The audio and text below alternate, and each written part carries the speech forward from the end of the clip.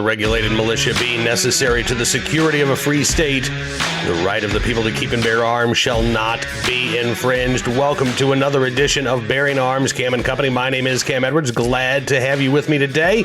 We're going to be talking with Dianna Muller from Women for Gun Rights here in just a moment or two. What to do about the White House Office of Gun Violence Prevention. That office established by Joe Biden last year, nominally headed up by Kamala Harris, but really it looks like the real folks in charge are committed gun control activists from groups like Everytown. Rob Wilcox, for example, who used to lead litigation at Everytown. Stephanie Feldman, who has been an advisor for Biden on gun issues and gun control issues for a number of years. Technically in charge of that office as well. But then again, Kamala Harris sort of the 50,000 foot level overseeing this office. And so there's been a lot of talk about what should happen to this office when Donald Trump becomes president.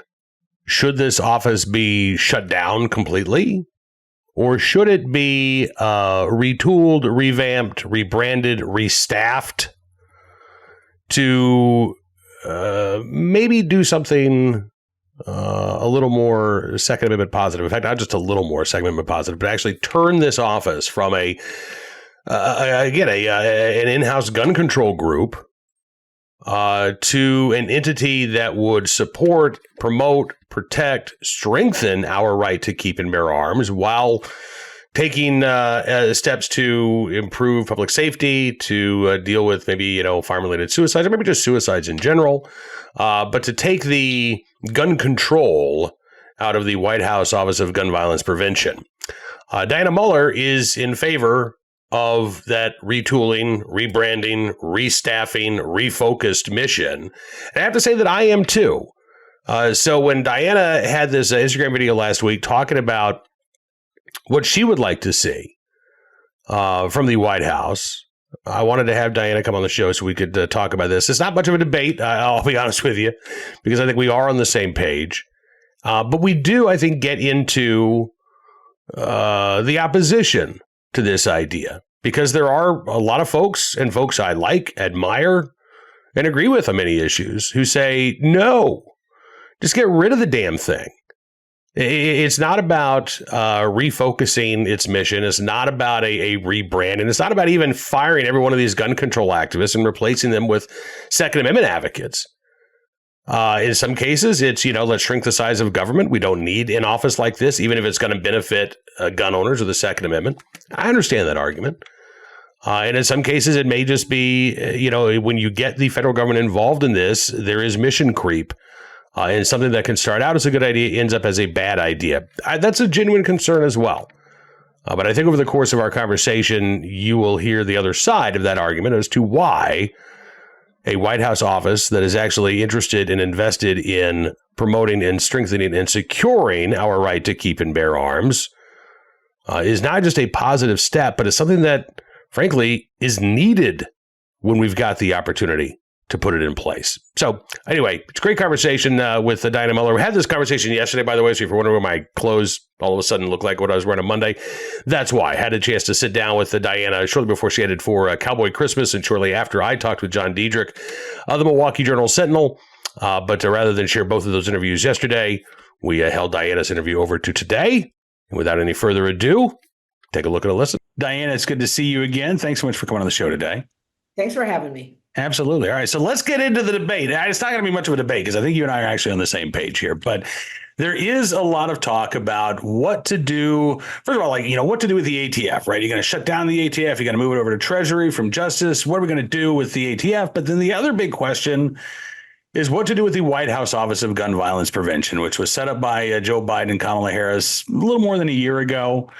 Has basically become a jobs program for the gun control lobby, but has also become a bully pulpit for the gun control lobby, right? I mean, they are not only able to message to the American people, but they're able to direct, hundreds of millions of dollars in federal funds to, anti-gun groups, in some cases to, violence prevention programs, but to states to, adopt red flag laws. So I think every Second Amendment advocate that I've talked to is on the same page that the White House Office of Gun Violence Prevention needs to stop. The question is, do you replace it with something or do you just scrap it entirely, right? Right. And I had put up because my position is that we need to rename it, we need to repurpose it, and we need to restaff it. Um, and I put up a video to say, hey, audience, what do you guys think? And honestly, there was a lot of, just knee-jerk reaction, abolish, abolish, abolish, it's unconstitutional, blah, blah, blah. And I'm pushing back and I'm like, guys, listen, dig into this and understand that what we are up against. What I don't think we understand is that the amount of effort and organization and money that they put into propagandizing and marketing against the Second Amendment. And that's where I'm like, we need to do the same thing that they do. You can't just rest on this is constitutional issue. You have to really intentionally look and help the citizenry understand the Constitution. We've dumbed down our kids so much and our generations after generations that they don't teach civics. So my position is that I want to repurpose it and I want to teach the Constitution. I want to teach the Second Amendment. I want to teach people how to shoot, or if not shoot, understand firearm safety. I want to research, genuinely research, honestly research firearms, safety, gun violence, if you want to put it in air quotes, violence perpetuated, any kind of violence. There's a lot of things that people can do that don't require a firearm to be safe. Let's talk about those things. Let's educate our citizenry as to how you can look for predatory behavior, how you can prepare to protect yourself and your family and actually be safer. We have the solutions on our side. We have to get up through all of these hurdles, whether it be social media, whether it be all of these anti-gun marketing messages. We have to get through those. And I feel like this is an opportunity. We need to take these headwinds that we have with this mandate that we saw in November and take them back to the people and say, this is why we believe what we believe.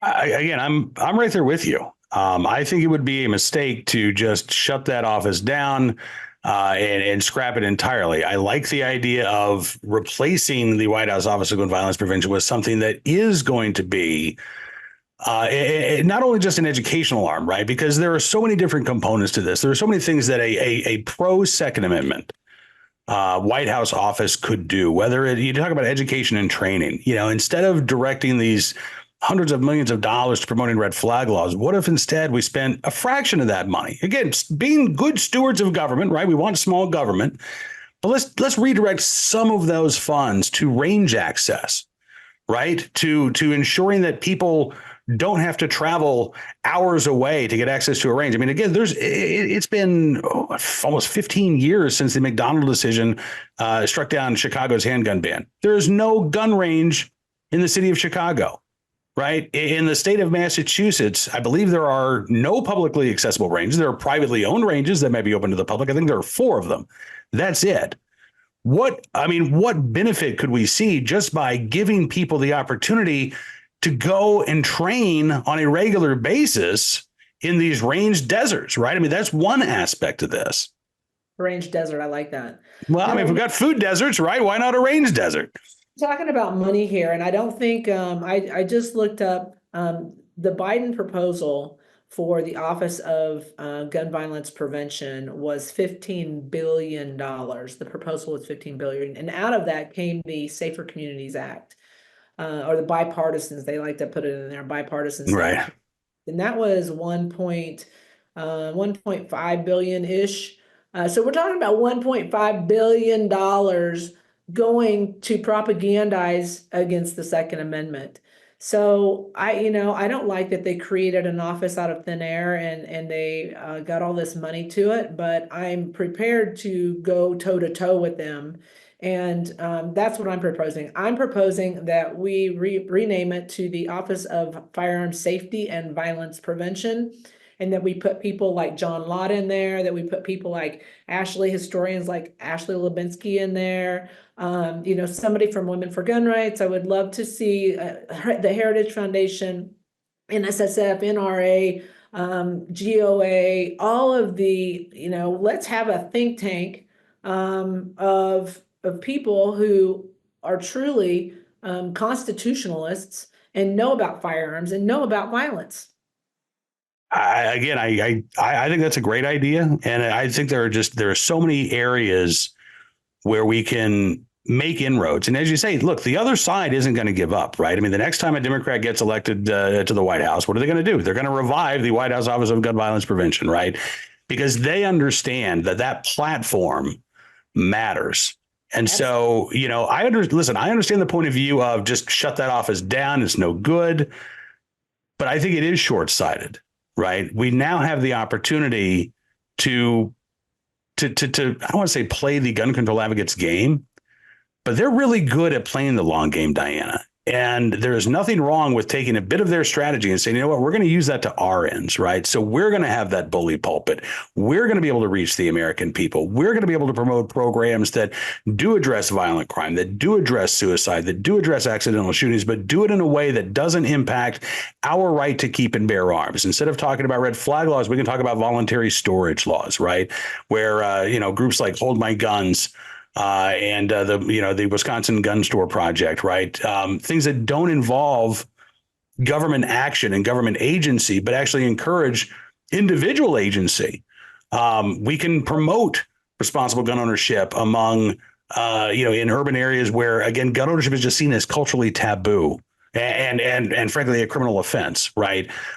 There is so much, I think, positive outreach and positive steps that can be taken if we're not afraid to seize that initiative, right? And to move forward with this. I mean, I'd love to see a project. I mean, listen, I'm a rural white guy who just turned 50 this year. So I am now officially in like the prime demographic for firearm suicides. I would love to see a White House office of, firearm safety and violence prevention that talks to people like me, that talks to, rural older men and says, here's why you need to stay alive, right? Here's why this is not the right option. This is not the step you need to take. That's not being done in the Biden administration. Their idea is don't own a gun, right? And their problem solved. Let's actually get to the root of these issues here. How compassionate is that? That's what I've always said, that what's the compassion in somebody having a mental crisis and they're a threat to themselves or others, and you go up and knock on the door, these red flag laws, and you say, give me your gun so you can't hurt anybody. There's no compassion in that. There's no solution. There's no help for that person. So there are a lot of great programs. And think about, let's go back to the Bipartisan Safer Communities Act. A lot of that money is being shifted down to the states, and they are pushing, they're giving money, they are giving language, they are helping them craft bills, anti-gun bills. So your money, your taxpayer money, is being used against your Second Amendment. So I just really hope that, we can find an audience with somebody and have a conversation, and that might be within our own circles of like, what would we like to see? Who would we like to see head of the ATF, and those kind of questions. But we are so fragmented that it's really tough to get everybody in the same boat and grab an oar and go in the same direction. So I'm hopeful that we can find an audience with someone with the Trump administration, and that we can talk to them about renaming it Firearms Safety and Violence Prevention Office. Have you had any conversations with any members of the transition team? I haven't had any conversations, no official conversations, but I put some feelers out there, and we've done interviews like this, and we put out a press release that's what we'd like to see. So we'll see if we've got some lines in the water, and we'll see if we get any bites. Well, I mean, I think Ryan Petty and Aiden Johnston had a piece in the Washington Times a couple of days ago talking again about the idea of rebranding and refocusing a White House office. I think they had a slightly different name, but again, the same general idea that what you're talking about here. So you're right that when you're dealing with, tens of millions of rugged individualists, it's kind of like herding cats to get us all on the same page. And there's going to be plenty of disagreement and discussion, but this is an opportunity. This moment is an opportunity, right? And if we're talking about the election of Donald Trump representing fundamental change in Washington, D.C., well, let's talk about what that means in terms of our Second Amendment rights. Let's talk about what that means in terms of the federal government's approach to gun ownership and that Second Amendment. And it goes beyond repealing the ATF's rules that were enacted under Joe Biden. It really is about replacing this anti-gun philosophy with one that recognizes the fundamental importance of our right to keep and bear arms.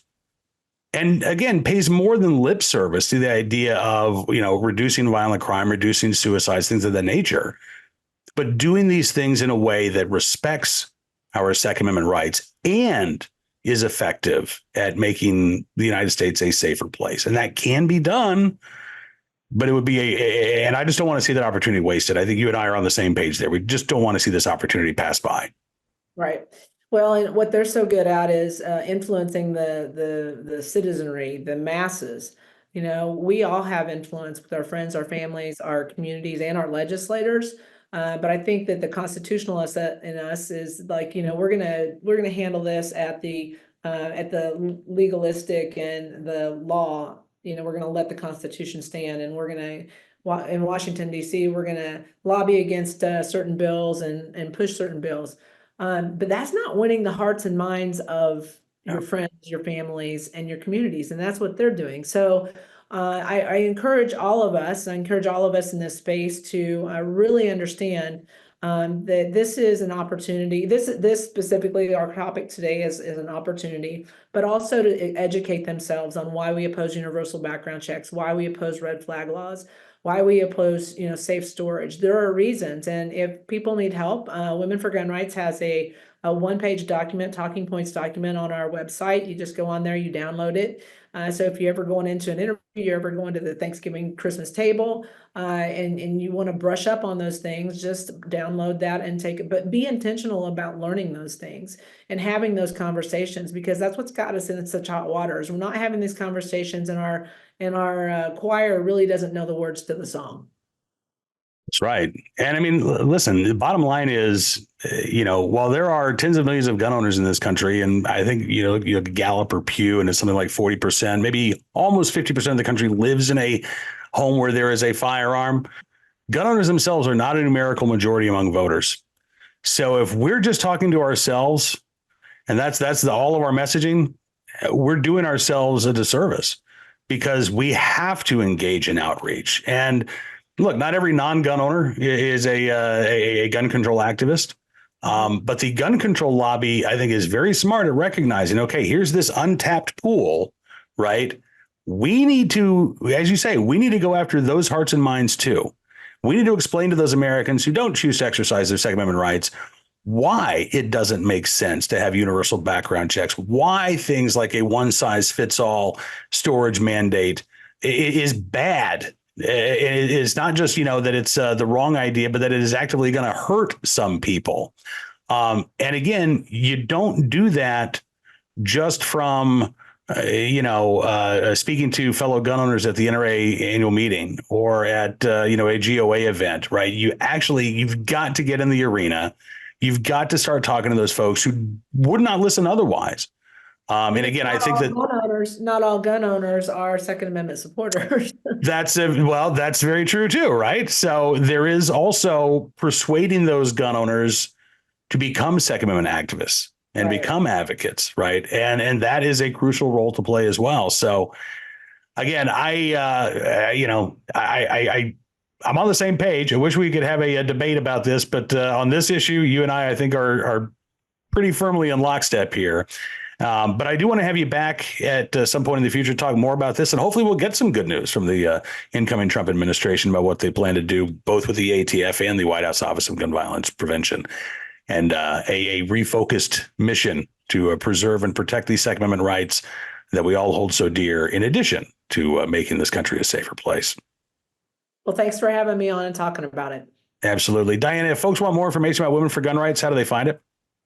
womenforgunrights.org, and then we're on Instagram, Facebook, all the usual suspects. Awesome. All right. Listen, I look forward to talking again very soon. Thanks so much for your time today. Thank you, too. My thanks to Diana for joining us on the program. I mentioned Ryan Petty and Aidan Johnston's piece of the Washington Times during our conversation.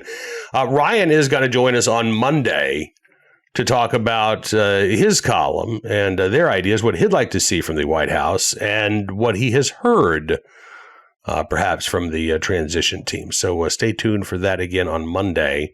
Tomorrow, by the way, we'll be talking more about the future of the ATF with retired ATF Deputy Assistant Director Pete Friselli.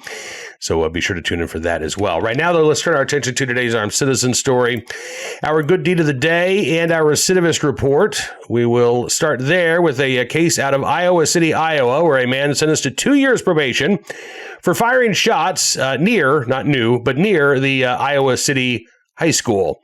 As it turns out, this individual, already known to law enforcement, 39-year-old Lawrence Russell, pleaded guilty to possession of a firearm by a felon, which is a Class D felony, on December the 9th. He was sentenced to 2 years probation with a 5-year suspended prison sentence the next day on December the 3rd. Now, according to the Iowa City Press-Citizen, any further violation of the law would land Russell in prison for 5 years with credit for time already served on this charge. Now, I would say could land Russell in prison for 5 years, not would, because we've seen this time and time again. Somebody gets a suspended sentence, they're put on probation, they're told, you keep your nose clean because if you step out of line, man, you're going to prison. That entire sentence is going to be served, and then they violate their probation. It doesn't happen. They get another slap on the wrist, and they go on their merry way.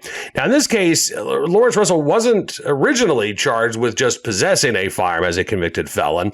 Police responded to reports of shots fired on November 8th of last year. They found shell casings outside of Russell's home a few blocks east of the high school. The high school was locked down as a result of the gunshots, prohibiting students from leaving at the end of the school day. When police searched Russell's apartment, they found a rifle, as well as photographs of Russell holding the rifle in his living room. They said that Russell was, quote, uncooperative with the investigation, that he claimed that he hadn't heard any gunshots. And the Iowa City Press-Citizen says that Russell remains barred from possessing weapons because of 2 prior convictions in another state. His guilty plea and his sentence were for non-habitual felony possession of a weapon, which carries a lighter punishment than for habitual offenders. Given the 2 prior convictions, I'm not sure why Mr. Russell would not be considered a habitual offender, but there you go. All is fair, I guess, in love and war, but boy, we get an awful lot of unfair plea deals that certainly benefit the defendants more than the interests of justice, and I would argue that that is the case here with Mr. Russell's guilty plea. On to today's armed citizen story from Rochester, New York, where a suspected home intruder was killed by a family member who had just moved into this home. This was their first night in the residence. According to the news in Rochester, New York, this was Channel 13, WHAM. They report that I think this was Sunday morning, about 5:25 in the morning. 22-year-old Zymar Thacker found dead inside a home on Emerson Street when police responded to a report of a break-in. Investigators determined that Thacker and others had broken into the home. WHAM reports that the home at that point was occupied by 2 adults and 5 children, 13-year-old, 6-year-old twins, a 3-year-old, and a 7-month-old. The family all asleep in the same room on the second floor. They had just moved into the home the day before. And as WHAM reports, an adult male resident heard the suspects breaking in. He went into another room on the second floor, grabbed a handgun, and then as Thacker walked up the stairs, WHAM says a shootout between the intruder and the homeowner ensued, during which Thacker was shot dead. The resident was shot as well, thankfully hospitalized with non-life-threatening injuries. He has since been released from the hospital. Police say that the shooting of Thacker appears to have been justified. He was not where he was supposed to be. The homeowner, on the other hand, was, even under New York law, allowed to protect himself and his family from violent intruders. No charges related to his death are expected. An investigation is ongoing. However, no arrests have been made for the other suspects that broke into that home as well. But we'll keep our eyes open for any more updates out of Rochester, New York as they become available. And finally today, our good deed of the day, in the right place, at the right time, willing and able to do the right thing, willing and able to do the right thing. Sorry about that. Oceanside, California, where neighbors saved a man who was bedridden shortly before an explosion, destroying the entire home on Sunday afternoon. This was about 3:45 Sunday afternoon in Oceanside, California. Smoke and flames could be seen shooting out of the garage door when firefighters arrived there. They started fighting the flames in the garage. There was an additional engine company that entered the home to look for an occupant who was reported to be there. They actually found him in the backyard because neighbors had already gotten him out of the burning home as firefighters were arriving. Fire department in Oceanside said they tried to ventilate the home by cutting a hole in the roof, but before they were able to do so, 3 large oxygen tanks that were superheated exploded inside the home, causing firefighters to retreat to battle the flames from the outside.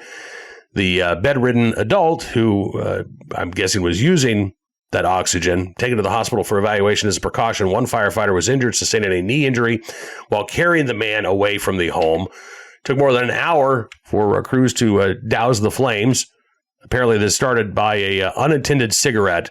So I know I don't have to tell you this, but if you have oxygen tanks in your home or in your car or wherever, don't have open flames around them.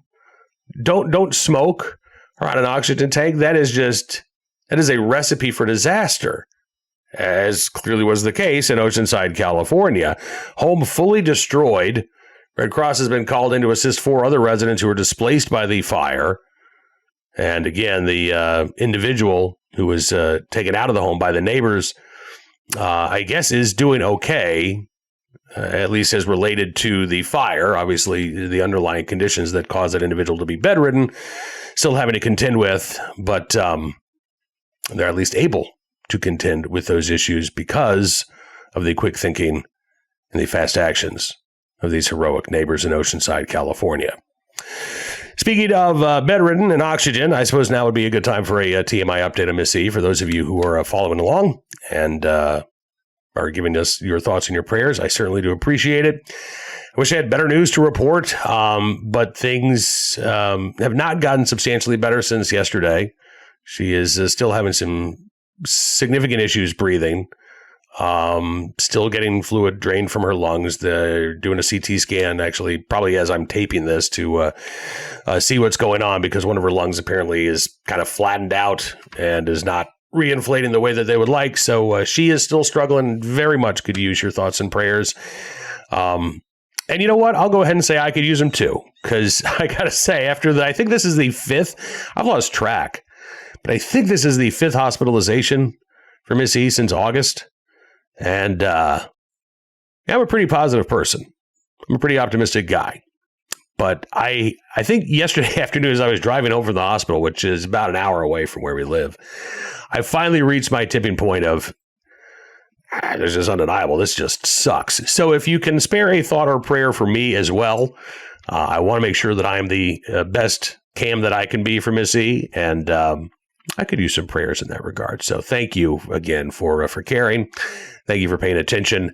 I'm going to keep working this hybrid schedule that I was working yesterday and today. I'll be doing some writing for Bearing Arms in the morning, then spending the afternoon and the evening at the hospital with Miss E. But we'll have another edition of Cam and Company coming up tomorrow.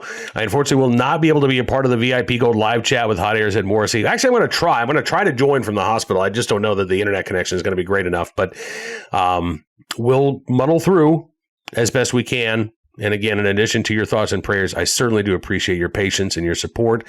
This is not how I want to be spending my week. This is not how Miss E wants to be spending her week. We both want to be back at work full time, but unfortunately, it's going to take a little time before we get there. So thank you again. I look forward to seeing you tomorrow. And until then, be sure to check out bearingarms.com throughout the day. Tom Knighton keeping you up to date on all the latest Second Amendment news and information. And I am doing some writing as well. Got a VIP piece taking a look at Clarence Thomas's rebuke of the Hawaii Supreme Court coming up later today. And we'll be paying, again, close attention to everything else going on with our right to keep and bear arms. A lot of court activity this week ahead of the Supreme Court taking a look at Snope versus Brown, the Maryland so-called Sullivan ban case. And again, we've got all of that covered for you at bearingarms.com. We'll see you back here tomorrow for another edition of Bearing Arms, Cam and Company. Until then, be well, be safe, and be free.